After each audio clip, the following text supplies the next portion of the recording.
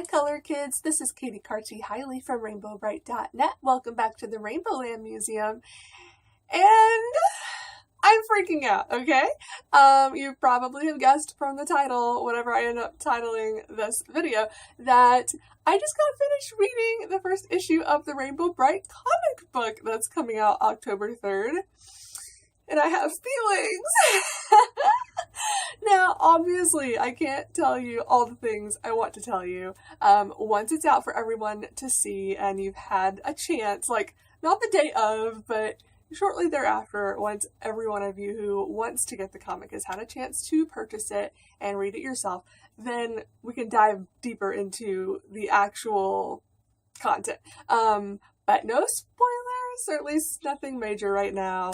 I had to get out the feelings, all the feels, the stuff. Okay, so here we go. I don't even know where to start, you guys, since I can't actually tell you what I'm seeing. But let me just say, the writing is fantastic. The art is fantastic. Which I already knew they would be, but seeing all of it here on this first issue, it's like, okay, yeah, confirmation. If you have not read, this is something I mentioned in a previous, it might have been the interview with Jeremy actually, where I was asking him, what other comics would you recommend that you've written that people who would be interested in this comic should maybe check out beforehand if they want to get a sense of your writing style, what we can look forward to, etc. And he really recommended his Princeless comic series, which he's been doing for years now, and I took that to heart, and I have read the first 2 volumes or first 3. I'm still getting through it because I've got several years worth to catch up on, but it's a fantastic series. I am having so much fun with it. But if nothing else, I would at least recommend reading issue number 1. You can get it online at comixology.com. You can also get physical copies of it. There's at least like the volume 1, which is the first 4 issues available on Amazon.com. I think it's like $10. It's not expensive. That's for 4 issues.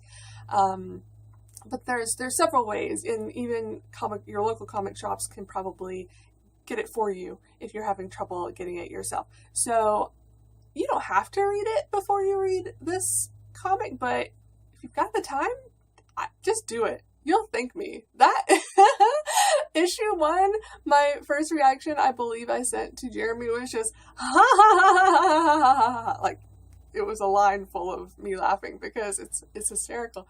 It's not all humor, but there's, especially in that first issue, a lot of humor, and it's hysterical and just so good. And one major reason I'm bringing that up is the very first, is it 2 pages? Very first page, sorry, of this comic reminds me so much of the first page or 2 of the first Princeless comic.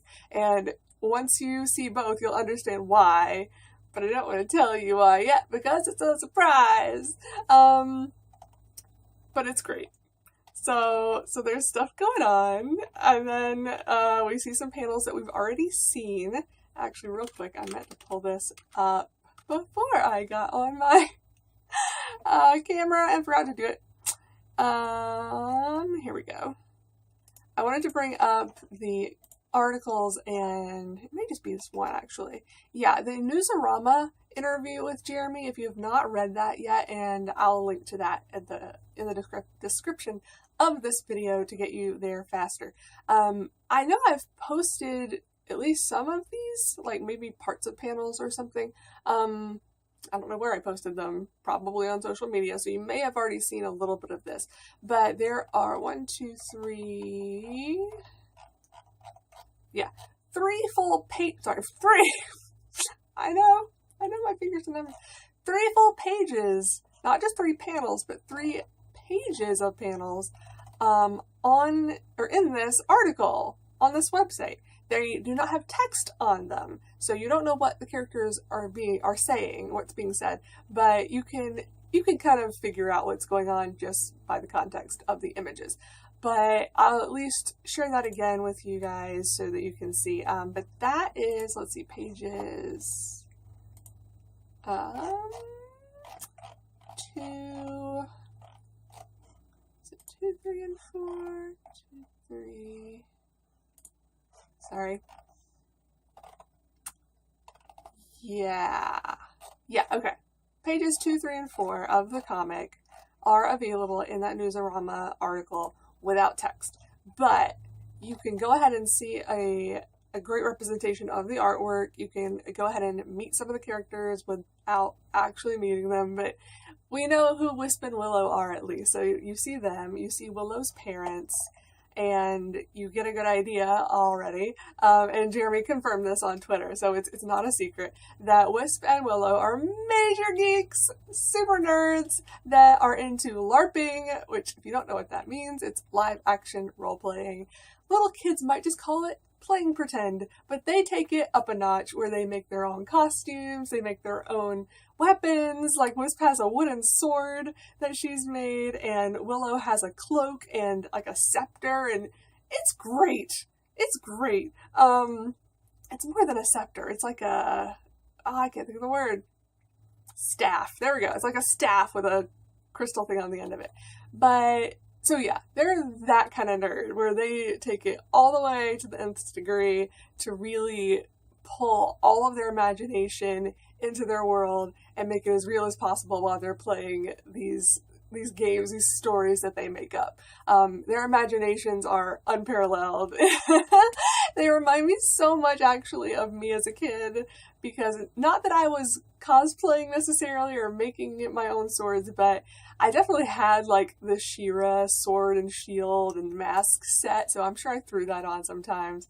But even without dressing up, my imagination was so just keyed up as a kid, and I would have all these crazy, ridiculous things going on in my head while I was playing like He-Man and She-Ra with my friends out in the backyard. So I identify with them so much, just from that. So that's really fun. So I can at least go ahead and kind of spoil you on those on pages 2, 3, and 4. Not page 1, because that's the one. It's not a spoiler. It's just I want you to see it for yourself, and you'll understand why. Especially if you read Princeless first, you'll understand why. And then we get to know them better. We don't know their Willow's parents' names, but we at least get to interact with her parents, and they are fantastic. I love her parents. They are clearly like, this is nothing new to them. They're used to these two girls playing these funny fantasy games all the time, and they will participate, so to speak, when when they break character, and they're like, "Mom," and she'll change what she says to interact with the world that they are currently playing in. And so then we get to see Wisp's mother. I'm not really going to go into that, but we get to see her. We get to see a little of her house, and then drama! Stuff happens! Crazy, adventurous stuff happens. And do you know? No, it's not in these 3 panels or pages, so I can't tell you that yet. Okay.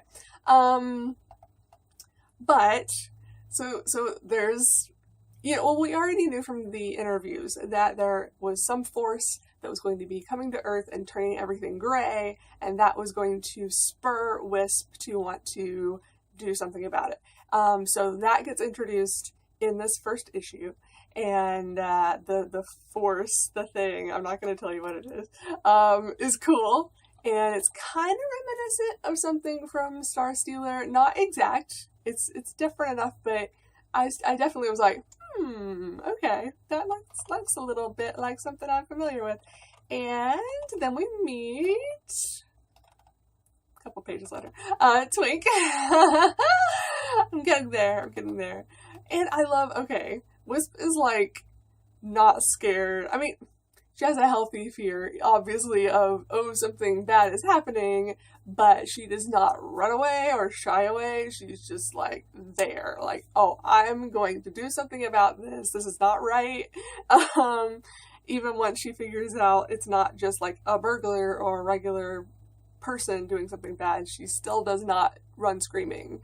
And we know that about our Wisp, our Rainbow Brite, that she would never be the type to just run away screaming from danger. She literally jumps right in with her sword. It's great. So we get to see more of her personality, her strength of character, all of that. Then we get to meet Twink, who is so cute. I think some of you have already seen like kind of a preview image of his face on, is it issue number 3? Yeah, the cover that was just recently released. And I think he's adorable. Yes, he looks different, but I'm okay with that. Like, all of these characters are going to look different. Just go ahead and prepare yourself for that. But I don't think that's a bad thing. Like, we have the original already. We have all these dolls. We're always going to remember them. We're always going to love them. I'm not getting rid of my collection or never going to watch the old cartoon again just because there's now a new take on it. This is just bonus. This is icing on the already magnificent rainbow cake we've had since the 80s, okay? And it might be a flavor of icing some of you don't like, and that's okay too. But I urge all of you to at least give it a chance. Because it's fun. It's really fun. And let's see what else if there's anything else I can really tell you. They changed some things up, like right off the bat. We know, see, I can't tell you what, but I'll just say a mode of transportation is different. That's one thing I can say. Well, actually, kind of 2 modes of transportation are different. One for one particular character and one just in general. And and there's a different power source, at least for one character, possibly others. I don't know.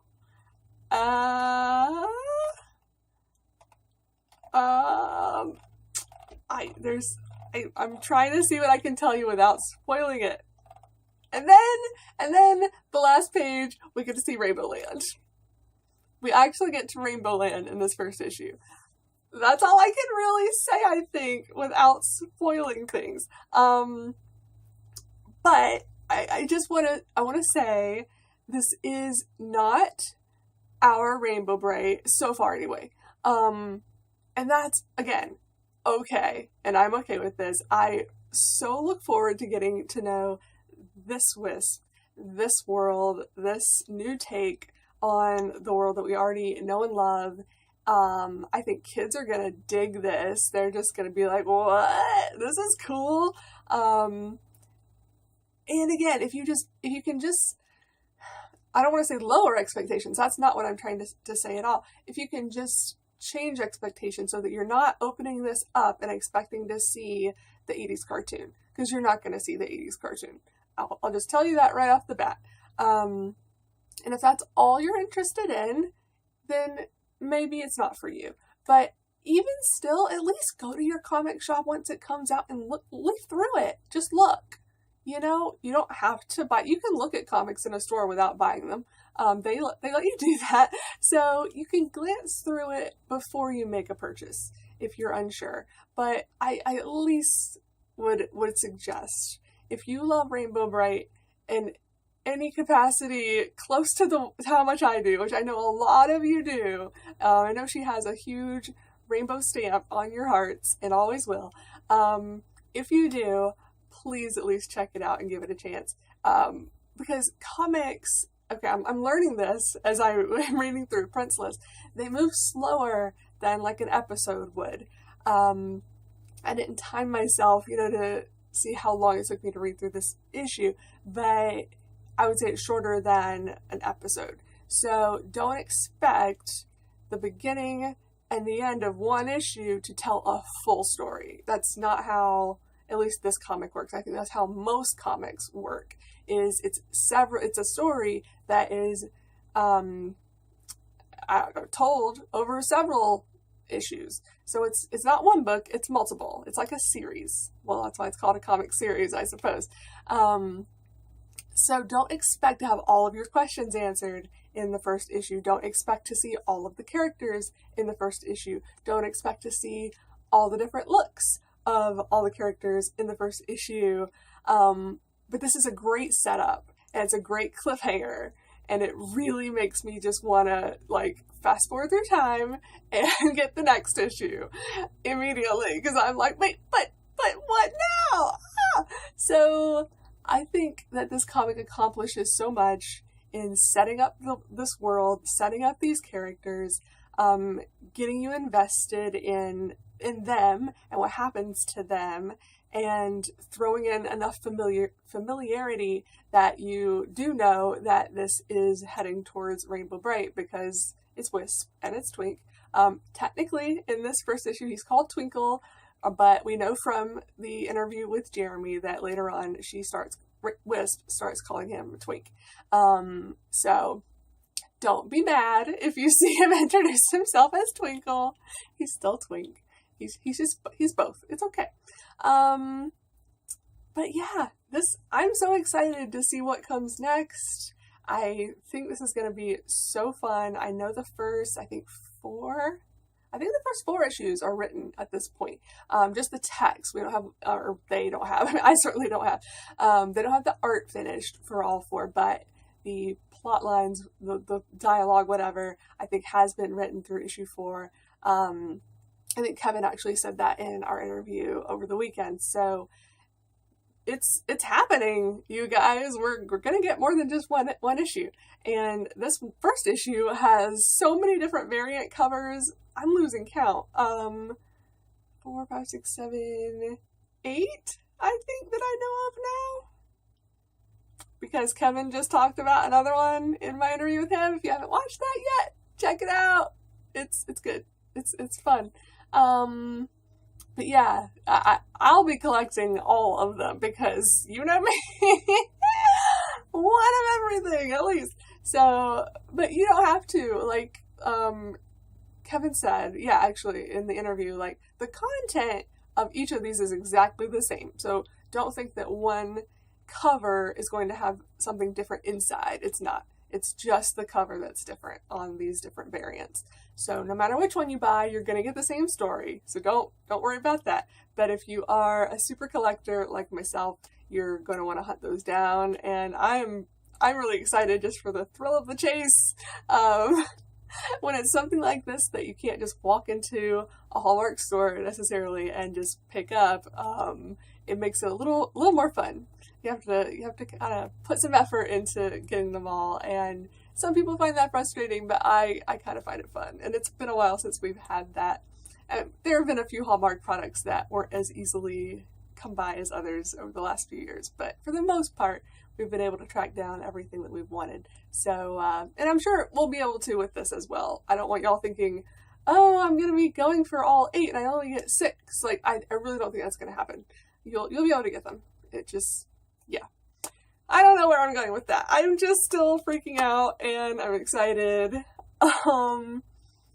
And like I said, this is something brand new to my eyes, to my brain. Like, I'm not trying to fit this into the old Rainbow Brite, because while it might, like, I just don't know. I don't know the story yet, of where it goes from here to know whether or not it's going to contradict the old canon or not. We might be able to fit them together eventually, but I think this is going to be something more like alternate universe, and I'm okay with that. So right now I'm just keeping it completely separate, especially because it looks different. It makes it easier for me to keep it separate, but because I love the characters and the story and the heart of Rainbow Brite so much, I am really looking forward to where this goes and what it could potentially lead to in the future.